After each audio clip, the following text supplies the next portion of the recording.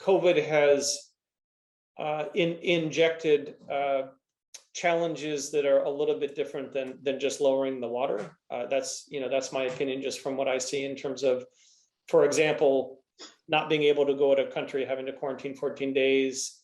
I know factories that are open have to have their factory workers separated by mask and that kind of thing. So to me, it's not a normal situation that people are adapting to. It's actually changing the overall situation that we're in. So maybe part of it is, if things weren't managed well, they got worse faster. But I think there is an element of COVID that is, injected new dynamics that we haven't seen before. And I'll turn it over to either Sharish or Alan to add any other thoughts on that.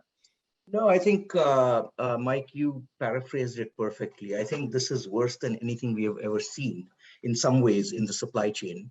And I think it's going to change our behavior, our planning processes, our thought processes for the future. I mean, you see it right now in the labor force, how people are behaving, how companies are behaving, the kind of controls they need to put in place. So I think the landscape has altered for sure. For how long, that remains to be seen. Yeah, and some of that may depend on how long COVID Right. continues to impact the economy. Yeah, so I would add to that. If you look back over the last 20 or 30 years, there's been other times when we've seen something similar to this. My experience with that, it's always been kind of the fact that the supply and demand equation got mixed up for a little while, and there just wasn't enough capacity to supply the parts that people were trying to get.